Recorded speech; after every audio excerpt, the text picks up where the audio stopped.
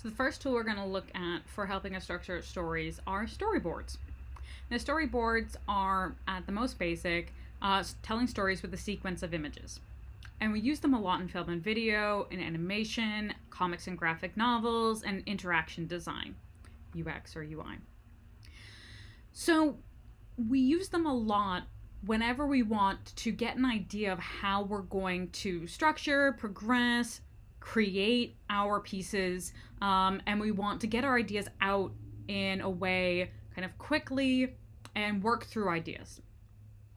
So many of those media that we were just talking about, they're expensive and time consuming in order to create a finished product.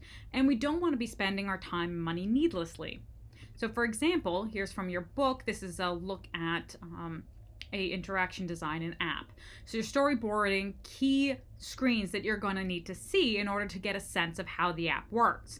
Oftentimes this is going to go along with, say, a flow chart talking about, okay, here's the user's experience of the app, and you're going to want to show some of these key screens in order to get a feeling for things like style, to get a feeling for how things are going to impact people emotionally, things like color, things like illustrative style. These are all going to have an impact on the result in the end for the user. So this can be one way without having to actually build out the full functioning app to get a sense of how it's going to work. We can use this to show proof of an idea to a client, either internal within a company, external, you're going out and freelancing, and it can also be used within a team to communicate to other team members. So if, for example, you're creative directing a video and you're working with your production staff and talking about how you're going to do the shoot, what angles they need to do, what to put in the frame, this allows you to have a conversation where everybody's literally on the same page. So here we can see the idea for a video talking about someone trying to bike in a scenic location. And so we're talking here, you can see there's talk about the plot, the character, and the setting. So we can see the consequences for everybody. And we also get a sense of the framing of the shot. So if you're going to go and shoot this, you know, for example, you're shooting from behind the person's back and you're seeing the bus go away. An establishing shot, things like that. We'll talk more about shots in coming weeks. So these can take a little while in and of themselves to make. So again, you want to make sure that you know who you're communicating to, what they're going to need in order to work. For example, if you're communicating with team members who know you really well, you can sometimes get away with things that are sketchier. You have a shared understanding, a shared language, versus if you're communicating with the client, oftentimes it needs to be a bit more polished because they need to have that sense of exactly what they're going to be seeing at the end. So here's an example from a pitch for a project I worked on about 10 years ago. So this is for an external client, and we're using it to demonstrate the look and feel of a video in order to have them understand that we understood their branding and that we could apply their branding to this video that they were asking for. We're using their existing marketing and logo as a tonal and visual guide. So we're bringing in style, we're bringing in tone, we're bringing in colors, we're bringing in characters that are familiar to them and make them understand that we get where they're coming from. And you can see how that compares to these are stills from the final video. And there's certainly some changes in terms of the characters. We used their CEO, we actually brought in real people rather than stock photos, and their actual plant. But the concept and the way that things are framed are very similar. And this is another example. In this case, we knew we had to creatively incorporate some older pieces. And so we're like, okay, how are we going to use video that's not the right format, that's not the right size? And so we could play with this. And again, we wanted to demonstrate to the client that we understood their needs.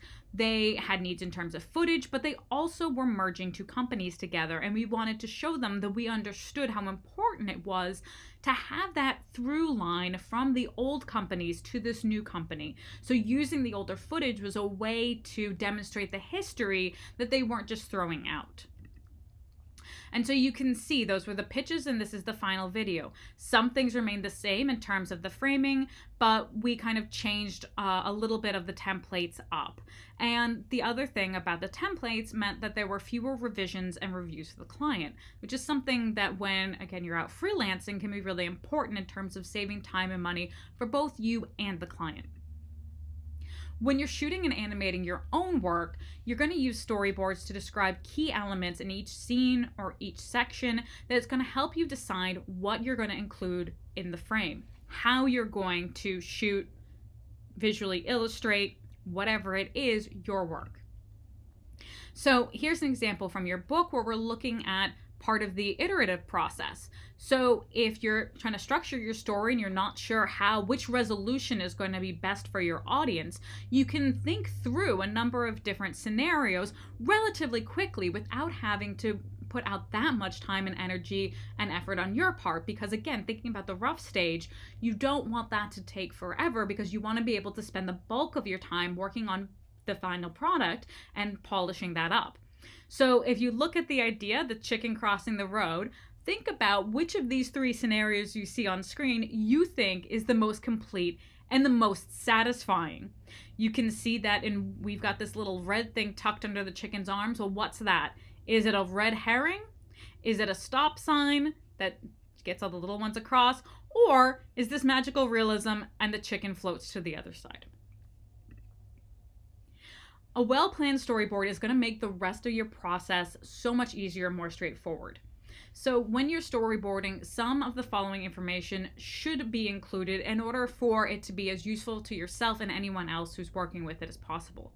What do you need in the frame? Now, this doesn't have to be as cleanly drawn out and illustrated as in the last example. This could be, again, something sketchy so you understand. Sometimes it's just text in order so that you know in a rough blocking in terms of some shapes. What's the environment or location? What setting is it supposed to be? What do you need in the frame in order to communicate that setting? The other thing you should note is how much time has passed between the last frame in your storyboard and the current one. So if you've got, 5 drawings and they each represent a minute, make sure it's clear so that people have a sense of how long the piece is going to be versus 5 frames in 5 seconds. So you want to make sure that it's clear to you and whoever's using it exactly how long you're, say, on a shot. Here is a brief example of a storyboard from your book looking at how you can get across relatively quickly the plot of an ad and have an idea of some of the visual framing. And you can basically see these are almost like stills pulled out from the final video, but you get a sense of, say, camera movement, as well as the sense of how they're playing with some of these visual elements to double up. So you can see that this is a circle coming from the horn, but it's also the eyes of the monkey, and then you get the cymbal crash, which then becomes this doll. So you can get a sense of how we're framing our setting, and in some cases the setting is a lot clearer and needs a lot more detail, and then in others where you're actually going for something that's more abstract.